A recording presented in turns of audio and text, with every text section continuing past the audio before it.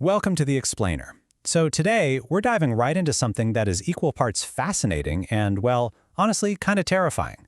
We're talking about the rapidly approaching dawn of quantum computing and what it means for our global encryption standards. Let's get right into it. Is your encrypted data already stolen? Look, I know that sounds super alarmist, right? But think about this for a second. Somewhere out there, maybe in a massive windowless facility like the NSA's Utah data center, servers are just quietly humming away, storing exact copies of your encrypted emails, your banking transactions, your medical records. State-level intelligence agencies have been bulk collecting internet traffic through mass surveillance programs for over a decade now. And sure, they can't read it today, but they're hoarding it because they absolutely know a day is coming when they can. Your securely locked data? It might literally be sitting on a government or corporate adversary server right now, just waiting for the ultimate master key. And that, my friends, brings us to Q-Day. Now, Q-Day isn't some specific date on a calendar you can circle. It's a capability milestone. It's the exact moment a cryptographically relevant quantum computer, or CRQC, becomes powerful enough to completely shatter the public key cryptographic systems, like RSA and ECC, that hold the entire internet together. When Q-Day hits, the baseline security assumptions behind our digital privacy, secure web traffic, all of it totally changes.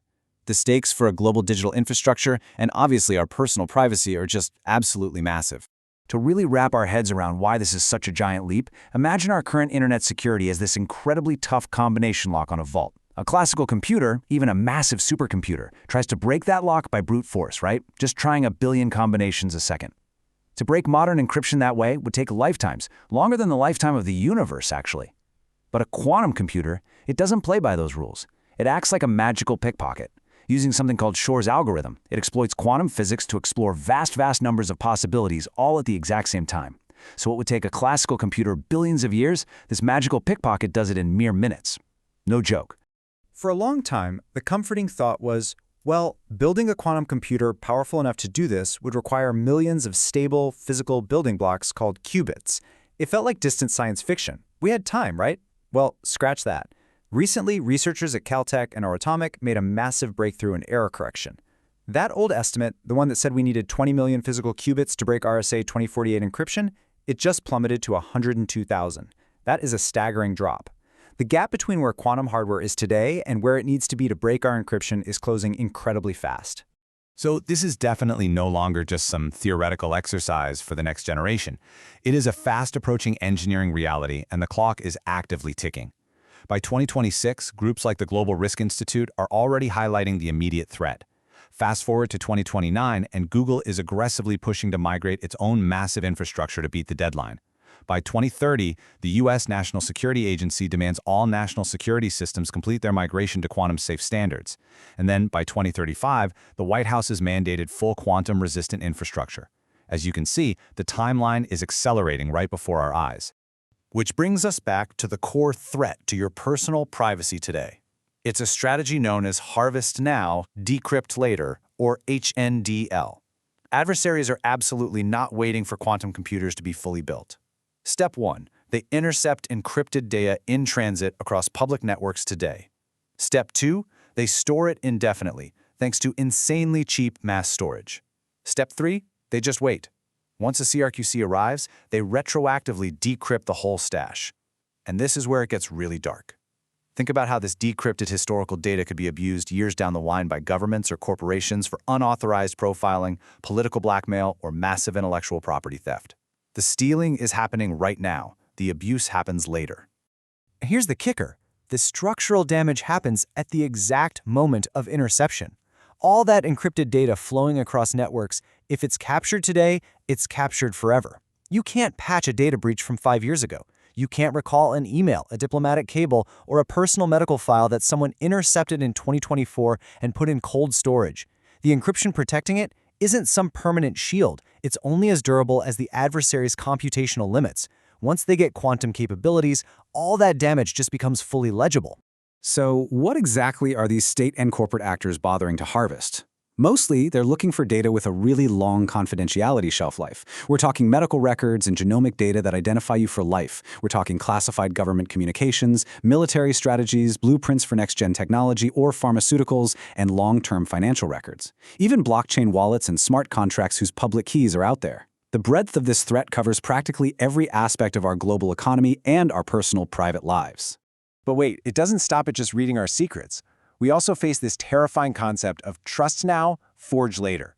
While the harvest strategy goes after confidentiality, this one targets authenticity. Quantum computers will eventually be able to deduce private keys from public keys. That means adversaries could forge digital signatures perfectly. Imagine the total collapse of digital ownership models. An attacker could literally impersonate trusted software vendors to push malicious updates, forge legal documents, or just completely undermine internet identity as we know it. If anyone can produce a valid digital signature, those signatures mean absolutely nothing. Okay, take a breath. The news isn't all bad. Let's look at the technical reality of what actually survives this quantum wave. Asymmetric encryption, stuff like RSA and elliptic curve cryptography, which we use for key exchanges and digital signatures, yeah, that's fundamentally broken by Shor's algorithm. It's toast. But symmetric encryption, like AES, which we use for bulk data encryption, it handles the threat much better.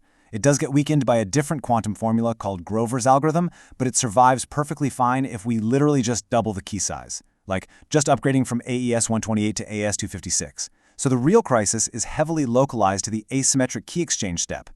So what's our countermove? It's called post-quantum cryptography, or PQC. Now, a really common misconception here is that you actually need a quantum computer to run quantum-safe encryption. You don't. PQC uses entirely new encryption methods that run perfectly fine on our regular classical computers, but they rely on completely different mind-bending math problems, stuff like complex lattice problems in high-dimensional spaces. Problems so complex that even our magical quantum pickpocket gets hopelessly confused trying to solve them. This is the new kind of lock we need to install across the internet. And honestly, the best news is that we don't have to wait for some magical future date to start installing those locks. Modernizing our cryptographic foundations is something we can and are doing today.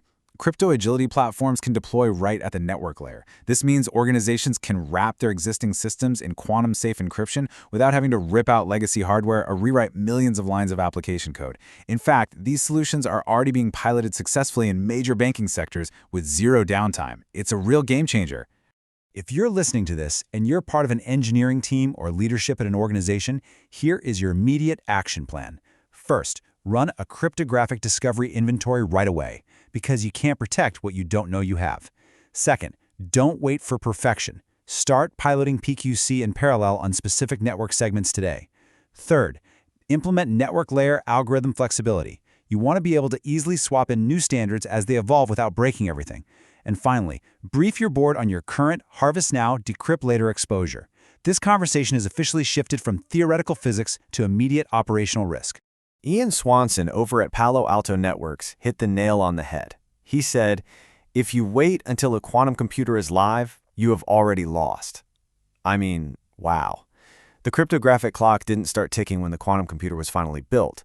It started the very second your data was encrypted and sent out into the world. The adversaries are already out there quietly building massive archives of our digital lives. Which leaves us with one final, absolutely vital question to ponder. Does the data you transmitted today need to remain a secret in 2030?